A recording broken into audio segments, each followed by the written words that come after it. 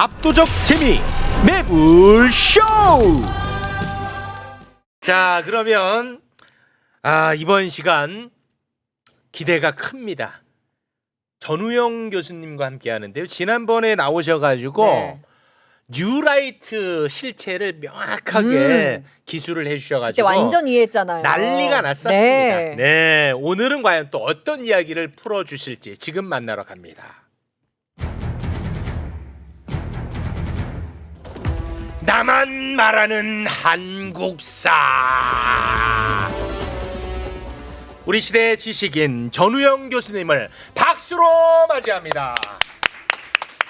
네, 반갑습니다. 지난번에 정말 난리 났고요. 심지어 제가 그런 일이 없는데 교수님이 나오신 그 방송을 여러 차례 또 복습을 했습니다.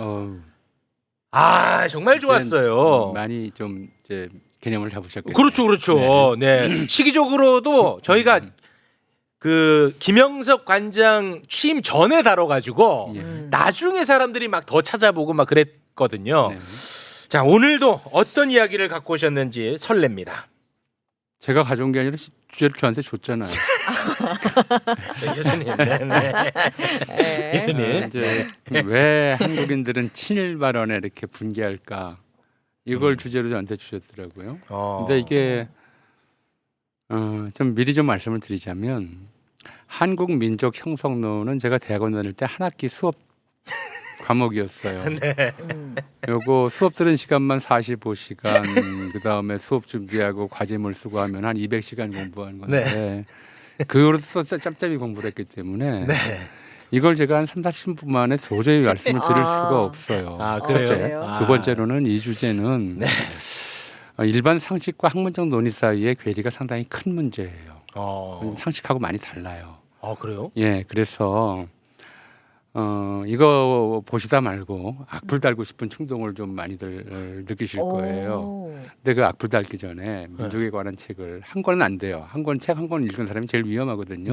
한 두 권쯤 읽고 나서 악플을 달더라도 다시라 이렇게 말씀을 드리고 시작을 좀 해보겠습니다. 이게 굉장히 너무 큰 주제인가 보군요. 네, 커요. 일단 좀 민족에 관해서 가장 최신 좀 유행한 이야기는 민족은 상상의 공동체라는 베네딕트 앤더슨의 이제 정의예요.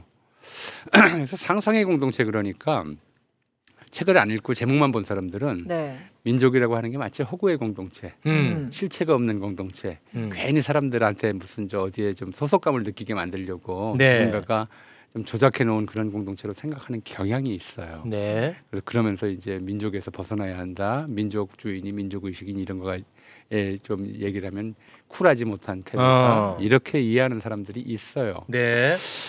근데 사실 여기서 상상의 공동체는 어떤 거냐면 예를 들어 우리가 종교 공동체라고 얘기했을 때 이분들은 이제 교회에 모여서 서로 형제님 자매님 막 그렇게 부르잖아요. 근데 이 공동체를 묶어주는 건 신이란 말이에요. 같은 신을 모시죠. 근데 아무도 신을 본 사람은 없어요. 신은 상상의 존재죠. 굳이 따지자면 상상 속의 존재죠. 근데 그 상상으로 사람 공동체가 생기는 거예요. 그러니까 민족 공동체도 그와 비슷하다. 우리가 생각하는 한민족은 그럼 무슨 한민족을 상상했단 말인가 이렇게 생각하기 쉬운데 근데 이 사람 이제 베네딕트 앤더슨이 이 민족 문제를 연구한 지역은 이제 남미예요. 우리 최욱 씨 멕시코 사람하고 과테말라 사람을 구분할 수 있어요? 저는 못합니다. 뭐가 다르죠? 그 두 사람들이 인종적으로나 언어 면에서나 문화 면에서나 종교 면에서나 뭐가 다르죠? 저야 뭐 일절 모르죠. 모르죠. 사실 우리가 볼 땐 같아요. 다 이제 스페인어 쓰고 마야인의 후예와 스페인 계통 사람들 사이 혼혈 종족이고 가톨릭 믿어요. 뭐 별로 다른 게 없어요. 근데 과테말라 사람들은 멕시코 사람 참 싫어해요. 자기들이 마야 문화의 정통을 이었다고 생각을 하고요. 반면에 멕시코 사람들은 과테말라 사람들한테 별 신경을 안 써요. 이런 좀 문제가 있어요. 그러니까 이제 이 두 나라가 생긴 게 이제 겨우 한 200년 됐어요. 국토도 이상한 방식으로 이제 그 국경이 생겼는데 그리고 생기고 나서 각자 자기 정체성을 만들려고 하면서 상대를 의식하고 또 자기 나름의 어떤 독자성을 찾아나가는 그런 전설, 신화 이런 것들을 찾아서 만들고 공유하고 네. 이런 과정을 거쳐서 이제 민족이 형성되는 거다. 이제 그렇게 본 거예요. 네. 러시아 우크라이나 전쟁하고 있잖아요. 아유, 그러면요. 예, 역시 유럽 국가들인데 이 두 나라는 9세기에 노브고로드루스라고 하는 나라의 후신들이에요. 둘 다 같은 조상을 가지고 있어요. 네. 지금은 언어도 약간 다르고 하지만 전쟁도 하고 있지만 네. 오랫동안 한 나라였어요. 한 나라였어요? 네. 소련 때 한 나라였을 뿐만 아니라 네. 그 전에도 한 나라였어요. 전부터.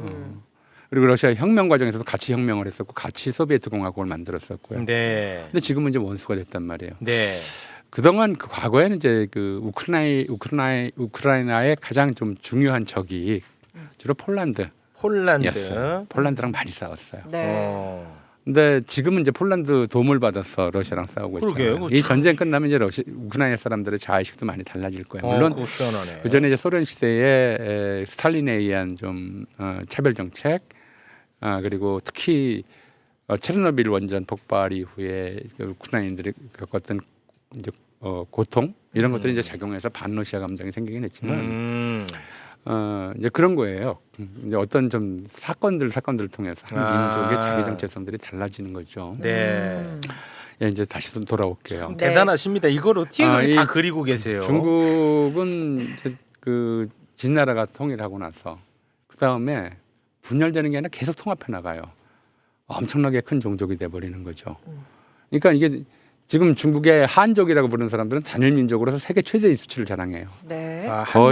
거의 15억 가까이 되죠. 한족이 한족이라고. 15억이에요? 그 안에 이제 장족, 회족 무슨 뭐 이런 이제 중국인들이 소수민족이라고 부르는 종족이 있지만 다 합쳐서 1억 될까 말까예요. 그러니까 거의 아마 한족으로 다 묶여버린 거죠. 그만큼 네. 민족 통합적 과정을 거쳤어요. 그런데 그걸 민족이라고 부를 수 있느냐? 우리가 볼 때 민족 형성론에서 제일 중요한 것은 우리가 민족사 반만년 민족사 그러는데 네. 이런 식의 유럽에서 민족이 형성되는 과정 또는 남미에서 민족이 형성되는 과정에서 비춰보자면 한국 민족도 그럼 언제 형성되었나? 자, 드디어 갑니다. 드디어 한국. 나왔다, 자, 이거 진짜. 한국 갑니다. 네. 네. 이제 이런 질문들이 나오는 거죠. 네. 네. 자, 그래서 근데 민족이라고 부르면 유럽에서 그렇게 오랫동안 민족의 분열 또는 민족 분리 독립운동 심지어 뭐 최근에도 유고슬라비아, 소련 또는 체코슬로바키아 이런 나라들이 사회주의 체제가 붕괴하면서 수많은 민족 분규들이 일어났었잖아요. 네. 그런 이제 분규들이 일어나고 계속 민족 독립국가를 형성하려는 움직임들이 나오고 그 과정에서 인종 청소 같은 야만적 행위들도 벌어지고 이런 궁금증 때문에 19세기부터 이제 유럽에서는 민족을 어떻게 정의할 것인가에 관한 고민들이 굉장히 많아졌어요. 그러니까 뭐 어떤 하나의 결론이라고 하기는 어렵지만 네. 일반적으로 대다수가 동의하는 결론은 뭐였냐면 네. 1. 민족이란 민족이란? 예, 혈연, 지연, 언어, 문화, 종교의 공통성에 기초하여 이건 음. 기초예요. 네. 2. 단일한 정치 경제 공동체를 이루고자 하는 열망을 가진 이제 민족 국가를 이루려는 열망이 굉장히 강하다는 거예요. 민족 네. 단위 국가를. 정치 경제. 3. 역사적으로 형성된 특수한 인간 공동체. 역사적으로. 예, 이제 공유하는 것은 이제 혈연, 지연, 언어, 문화, 종교 등이고 이제 바라는 것은 독립국가이고 그리고 이거 자체가 초역사적인 태초의 민족이 있었던 것이 아니라 오랜 역사 과정을 거치면서 형성된 역사적으로 형성됐다라고 하는 거예요. 네. 그래서 이걸 이제 놓고 볼 때 이제 민족이라고 하는 거 하나는 이제 외부적으로는 경계에 대한 인식이 필요하고요. 우리 종족은 어디까지가 우리와 같은 종족인가. 네. 그렇지. 또 하나는 내부에서의 동질성 인식이 필요해요. 이걸 이제 그 외적 경계 인식과 내적 동질성 확인. 이게 이제 민족 형성의 기본 조건이에요. 네. 자, 그럴 때 우리 민족은 언제부터 그 동질성을 가진 민족이었는가? 네. 한민족은 네. 그러니까 아시아 민족을 제가 이제 유럽이나 남미와 달리 본 것은 네. 또 중국에서 한족의 이런 대단히 많아진 통합해오는 과정을 말씀드린 것은 아시아의 민족 형성은 유럽 민족 형성하고는 좀 달라요. 외적 경계가 굉장히 일찌감치 형성이 돼요. 물론 이제 중국에서도 아시아내에서 특히 동북아시아 일대에서 우리가 교과서에서 배웠던 수많은 종족들이 있어요. 여진족, 거란족, 무슨 뭐 돌궐족, 아니면 서하족, 토번족. 교과서는 옛날에는 다 나왔었는데 네. 지금 다 사라져 버렸거든요. 그러니까 이제 중국으로 흡수돼 버린 이제 민족들이 굉장히 많아요. 네. 근데 우리는 수천 년간 이제 중국과 구별되는 나란 말씀이 중국의 다락 부터까지 해서 그런 이제 외적 경계 인식을 가져왔어요. 특히 네. 일본하고도 구분됐고 네. 그건 있는데 그럼 내적 동질성은 어떤 선에서 이제 만들어졌느냐? 자, 들어갑니다. 이게 중요해요. 네, 네. 내적 동질성. 자, 예를 들어보죠. 네.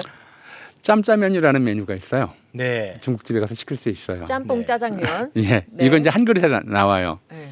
한 그릇에 들어있지만 짬뽕과 짜장면을 섞으면 먹을 수가 있을까요?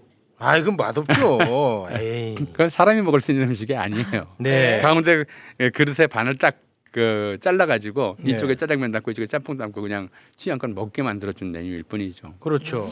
혈연이라고 하는 것이 이제 민족 구성의 첫 번째 요소로 혈연 공동체라는 얘기를 하는데 네.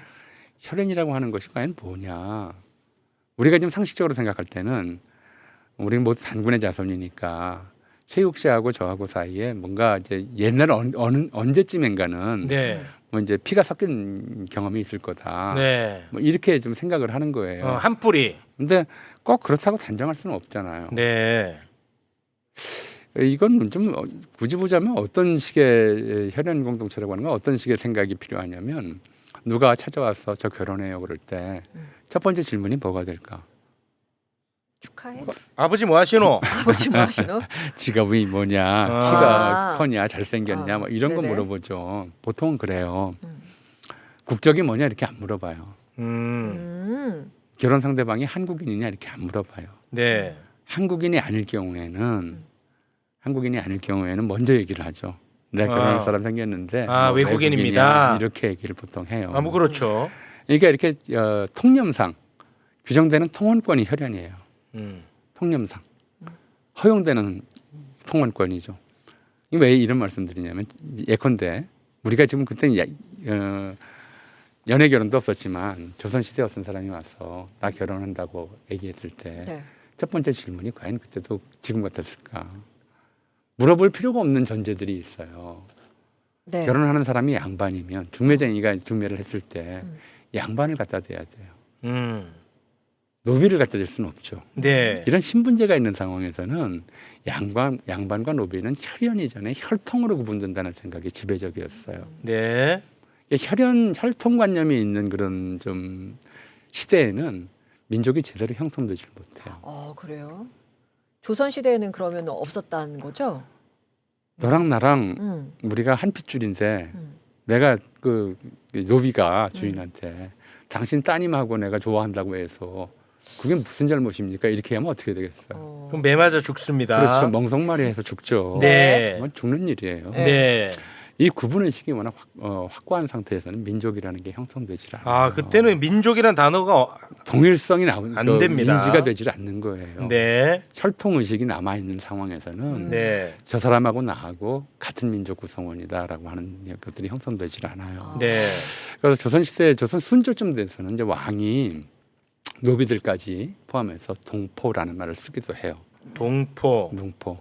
한 배 속에서 나왔다. 이건 무슨 얘기냐면 아. 정조 때부터 나타난 현상인데 온 백성이 다 노비 포함해서 다 내 자식이다라고 하는 적자 의식.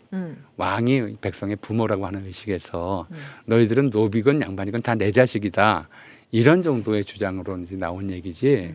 노비가 양반한테 우린 동포입니다 이렇게 얘기할 수가 없어요. 댓글에 보니까 추노 드라마 그렇죠. 있잖아요. 그거 네. 보면 민족 이런 거 전혀 없잖아요. 다른 사람이에요. 네. 네. 다른 사람이고 한쪽은 천대받는 사람이고 한쪽은 이제 존중받는 사람이고 이렇게 나뉘어 있기 때문에 이들을 이 동료 의식으로 묶을 수가 없었던 것이죠. 네. 그 그래서- 교수님 시간이 좀 없어가지고요. 예, 그래서 이제 얘기를 좀, 할게요. 예, 좀 들어가야 될 것 같은데. 벌써? 네. 좀 다음 주에 하죠 뭐. 아니 그렇긴 한데 오늘 그래도 뭔가 네. 아, 그리고 네. 말씀을 드릴게요. 네. 네.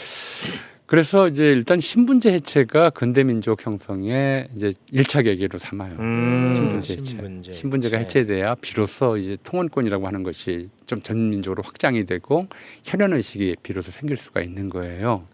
우리는 1894년에 공식적으로 신분제가 해체됐죠. 민족이라는 단어는 그 뒤에 우리나라에 1894년에 무슨 일이 있었어요? 가보개혁. 아, 가보개혁. 가보개혁. 아, 이게 굉장히 중요하군요. 그 뒤에 우리나라의 민족이라는 단어가 수입돼요. 아, 가보개혁 자, 이후에 이거 조금 이제 어려워도 좀 말씀을 드릴게요. 1894년. 민족이란 단어는 이제 일본의 그 가토 히로유키라고 하는 이제 번역가가 스위스인 요한 블룬칠리라는 사람이 쓴 책을 번역하면서 스테이트를 국가, 폴크를 국민, 네이션을 민족으로 번역을 했어요. 아. 그때 이제 1871년에 아시아권에서 민족이라는 단어가 처음 나와요. 그 전에 중국에서 간혹 민족이라는 단어를 쓴 게 있었는데 그 민족은 그냥 농사짓는 어떤 좀 그 부족 이런 뜻이었어요. 얘기 나온 김에 조금만 더 할게요. 미안하지만 아 그럼 그 전에는 무슨 단어를 썼어요? 그런 개념 자체가 일단 없었고 개념이 없었어요. 없었고 굳이 필요할 때 쓴다면 외적 경계를 확인하는 단어로는 종류라는 단어를 썼어요. 종류? 저들 그러니까 여진족과 우리는 종류가 달라. 족류. 족- 결의 족- 족자. 종류가 다르다. 족류. 예, 종류가 다르다. 아. 이런 정도로 썼지 민족이란 말은 그때 처음 생겨요. 어. 왜 그러냐면 근데 이 번역을 일본 이 가토 히로키도 굉장히 고민을 많이 했을 거예요. 왜냐하면 이 한자에서 인과 미는 다른 사람이에요.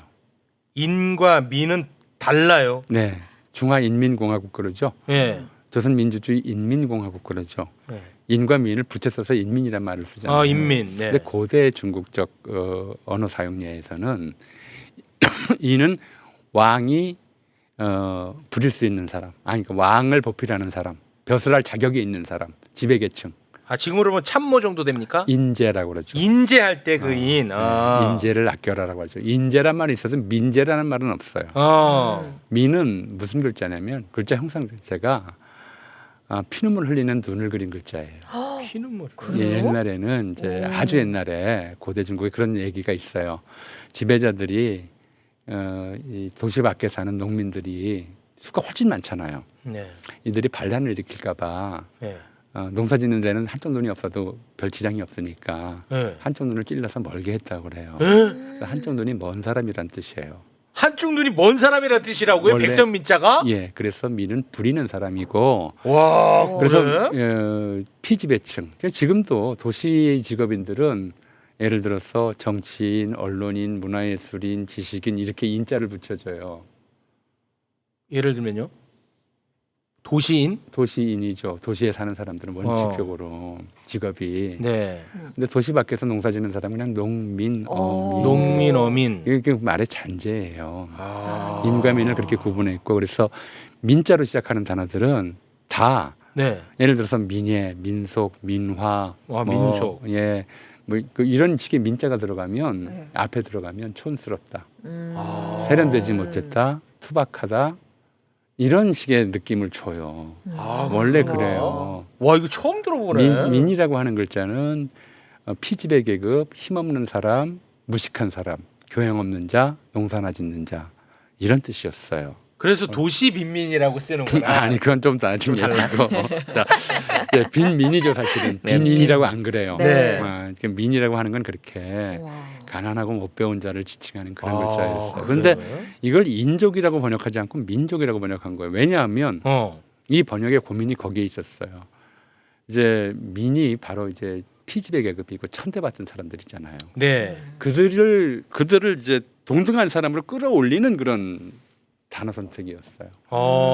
민족이라고 하는 건 이들과 그동안의 귀족들과의 차별을 없앨 때 비로소 형성되는 것이다라고 해서 그래서 민족이라는 단어를 만들어낸 거예요. 인족이 그거 아니라. 잘한 거네요. 잘한 좋은 거죠. 의미고. 그렇죠. 그러네. 민족이라는 단어를 만들어냈고 네. 이 단어가 1899년에 양계초라는 사람을 통해서 중국에 전래되고 중국에서 양계초라는 사람이 책을 쓴 게 다시 한국으로 들어와서 우리나라에서는 1900년에 처음으로 민족이라는 단어가 사용돼요. 1900년에 들어와서요. 네, 네. 그래요. 근데 이때가 이제 어떤 때냐면 이 민족이라는 단어를 사용하면서 이게 무슨 뜻이냐를 가지고 이제 한국 내에서는 이걸 쓰면서도 이제 이제 고민을 좀 했었죠. 정의에 대한 고민이 정의를 있었군요. 했었죠. 네. 그래서 민족과 국민은 어떻게 다르며 민족과 인종은 어떻게 다르며 뭐 이런 걸 가지고 이제 고민을 했고 인종과 헷갈리기도 했어요. 그랬다가 1904년에 러일 전쟁이 일어나면서 그리고 이제 일본이 사실상 우리나라를 점령하면서 이 민족의 단어가 명료하게 인지되기 시작해요. 인종이라고 하는 문제를 이게 같은 뜻이라고 본다면 일본과 한국은 같은 인종이에요. 인종은 황인종이죠. 네, 황인종. 백인종인 러시아에 맞서서 같이 싸워야 된다는 생각을 할 수도 있었던 거죠. 네. 근데 막상 1904년에 러일 전쟁이 일어나고 일본이 한국을 사실상 점령하고 네. 그다음 1905년 울산의 계고로 국권을 빼앗고 네. 이런 일을 겪다 보니까 네. 아 이게 민족이구나. 인종과 민족은 다르구나. 아 그때서야 일본인들이 우리의 가장 심각한 이제 국권을 빼앗고 우리를 위기에 몰아넣고 우리를 노예로 삼으려고 하는 집단 노예로 삼으는 가장 큰 적이다라고 이제 생각을 하게 된 거죠. 아 인종과 민족이 야 완벽히 다른 거라는 걸 그때 그렇죠. 깨닫는다. 그때 깨달아요. 야. 그때 깨달으면서 네. 1900년대 이제 후반 1907년, 8년, 9년 요 사이에 이제 민족과 국민에 관한 논의가 굉장히 활발해지죠. 아 그랬습니까? 예, 활발해지면서 우리가 민족은 민족인데 국권을 잃으면 제대로 된 이제 그러니까 민족과 국민에 대한 인식이 좀 달랐어요 지금하고. 민족은 예컨대 이제 대한매일신보에 나온 논설을 보면 사람의 팔다리를 갖다 흩어놓고 내장을 갖다 모아놓고 그런다고 해가지고 그게 사람은 아니다. 민족이란 그런 거다. 그게 하나의 정신으로 뭉쳐질 때 국민이 된다. 뭐 이런 식의 이야기를 하곤 했었어요. 네. 그러니까 국민의식하고 민족의식을 좀 구분해서 봤던 건데 민족의식에 관한 생각을 안 했던 건데 나라가 망하면서 이제 국민은 사라진다고 본 거죠. 아 네네. 이제 민족이 더 중심이 되는 것으로 생각을 했는데 아. 우리가 이렇게 민족을 1894년 신분제 해체 이후에 근대 민족으로 형성되면서 민족의식을 형성하는 과정에서 가장 이제 중요한 과제가 뭐였느냐? 네. 뭐였겠어요? 아일랜드인들이 아일랜드 민족으로 형성되는 과정에서 500년 동안 싸운 과제가 뭐였겠어요? 잉글랜드와 싸우는 거였어요. 아, 그 얘기를 할 이유가 있었네. 네, 우리도 그러면 일본으로부터의 우리나라를 지키는 일. 그렇죠. 일본 우리가 민족 형성되는 과정에서 가장 심각하게 맞닥뜨린 적이 일본이었어요. 아. 그러니까 이제 한국 민족주의는 속속상 반일일 수밖에 없어요. 그런데 여기에는 이유가 있어요. 우리가 이제 한국 민족주의가 반일과 결합해 있다고 말씀을 드렸는데 그에 앞서 일본도 1871년에 처음 민족이라는 단어를 창안했다고 그랬잖아요. 네. 근데 그걸 창안하면서 일본이 상대의 좀 과제로 인식한 게 뭐냐. 우리 일본인들은 어떤 자의식을 가져야 할 거냐. 일본인들 입장에서. 네. 그 사람들은 또 우리랑 또 다른 방식의 생각들을 했겠죠. 한편에서는 이제 유럽 백인들이 공격해 들어오고 일본을 이제 불평등 조약 체제에 몰아넣고 일본의 주권을 제약하고 한편에서는 그랬어요. 근데 메이지 유신이라고 해서 그런 이제 유럽식 개혁은 일본이 가장 먼저 했단 말이에요. 네. 그때 일본인들의 자의식을 구성하는 것이 두 가지였어요. 하나는 이제 유럽에 대한 동경, 미국과 유럽에 대한 동경. 네. 미국과 유럽 우리도 저렇게 돼야 된다라고 하는 동경 의식이 하나 있고요. 하나는 한국과 중국에 대한 혐오. 우리가 유럽에는 뒤처졌지만 유럽과 미국에는 뒤처졌지만 조선과 중국보다는 앞섰다라고 하는 그 중간 자적 위치를 자기들이 스스로 설정한 거예요. 그러면서 이제 일본인들의 민족적 자부심을 우리가 민족적 자부심 이런 얘기 하잖아요. 네. 지금처럼 세계화 시대도 아니고 일본인의 이제 민족적 자부심을 뒷받침한 거는 늘 한국과 비교하는 거였어. 근데 이게 비교를 뭐 그렇다고 정당하게 한 건 아니에요. 예컨대 이제 1900년대쯤 되면 이제 일본인들의 출판이 굉장히 좀 활발해지는데 만화나 이런 것들이 좀 들어가고 그림을 어떻게 그리냐면 일본인들은 양복 입은 모습으로 그려요. 조선인들은 갓쓴 노인으로 그려요. 이렇게 그림을 그리면 이제 계속 이 이미지가 반복적으로 주입이 되면 일본인들은 어떻게 생각하냐면 이제 일본인들은 준 유럽인이거나 아시아의 대표. 사실 이거는 지금도 일본인들의 이제 민족 정체성이 굉장히 강하게 각인돼 있어요.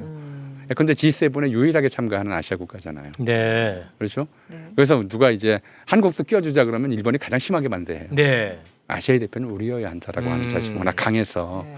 그런 속에서 이제 그 혐한 의식을 일본 민족주의는 혐한 의식이 또 깔려 있어요.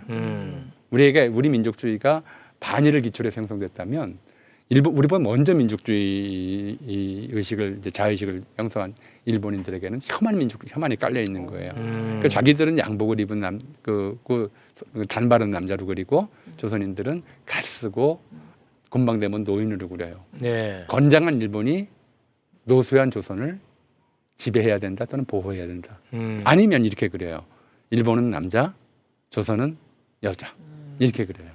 남자 사무라이가 연약한 여자를 보호해야 된다라고 하는 이런 의식으로 이제 혐한 의식을 계속 이제 고취하면서 일본 민족주의가 형성되는 거예요. 네. 일본 민족주의의 기반은 그래서 혐한 의식을 근저에 깔고 있고 한국 민족주의는 그 형성 과정에서 이게 가까운 나라에서 서로 민족이 형성되는 시기가 비슷하게 걸리다 보니까 네네. 반일이 기초로 되어 있는 거예요. 그리고 이제 그래서 한국 민족이라면 의상 반일을 해야 된다라고 하는 생각이 아주 오랫동안 이제 한국 민족적 DNA라고 할까요? 여기에 깔려 있었던 거라서 이거 이제 친일 발언을 들으면 이제 화가 나는 거죠. 나는데 한 가지만 좀 마지막으로 말씀을 드릴게요. 이제 우크라이나하고 러시아 전쟁을 보면 이게 바뀔 수가 있어요. 바뀔 수도 있어요. 뭐가 바뀌어요? 이 한국인의 민족 의식의 뿌리가 예를 들어서 네. 뉴라이트는 반일 종족주의라고 썼어요. 네. 책 제목이 그래요. 네. 이 한국인들의 이 반일 민족주의를 민족주의로 인정하지 않는 거예요. 네. 민족주의로서의 이른바 긍정적 자기 인식이 없고 일본에 대한 반대만 남아 있으니 종족주의다 이렇게 보는 거거든요. 그러니까 한심하다 이거죠. 네, 한심하게 네. 보는 건데. 예. 근데 그 근저에는 뭐가 깔려 있냐면 이제 일본인들 특히 지금 국적 논란도 마찬가지예요.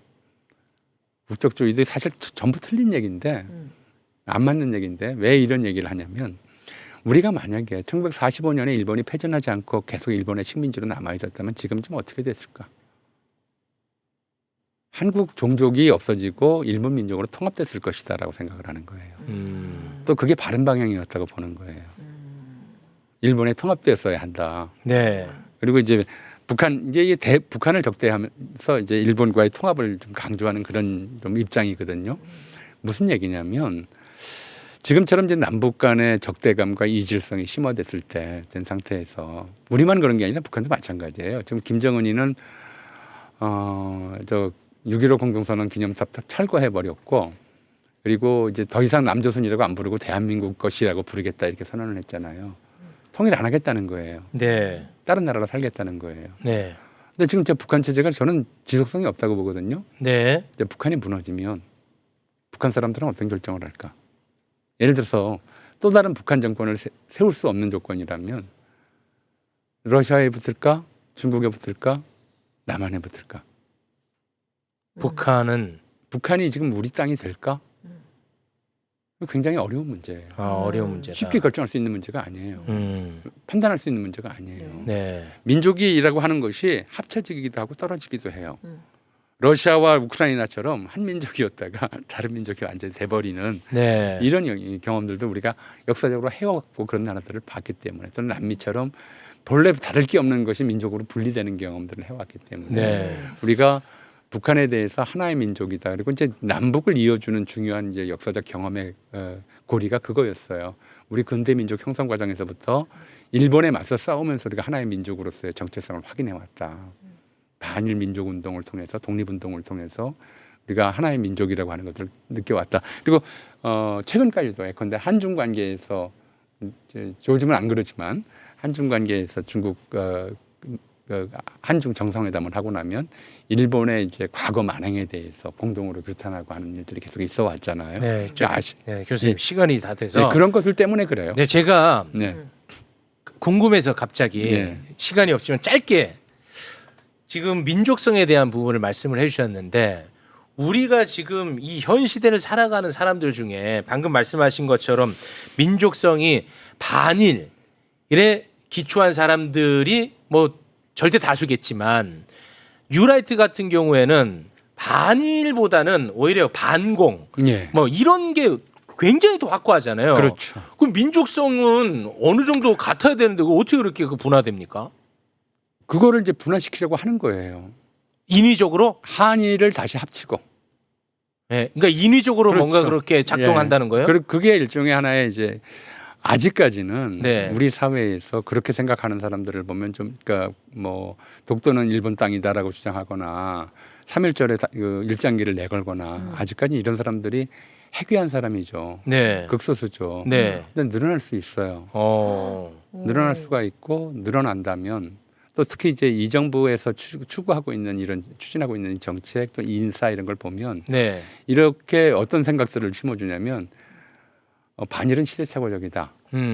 맞죠? 촌스럽고 구시대적이다. 그리고 이거는 우리 국익에 도움되지 않는다. 네. 친일이 세련된 것이고 친일을 해야 주류의 편이 될 수 있다. 이런 메시지를 계속 주고 있는 거예요. 맞습니다. 우리 사회 주류는 이미 친일이다. 네. 그럼 이제 친일적 사고를 가는 사람들이 급속히 늘어나고 이럴수록 이제 민족 이주라는 심해지고 이건 장기적으로 봤을 때 통일은커녕이고 분단을 연구할 뿐만 아니라 한반도 북쪽 땅을 중국이나 러시아 땅에 떼주는 이런 좀 끔찍한 결과로 이어질 수가 있다는 걸 우리가 좀 인식을 해야 될 것 같아요. 네.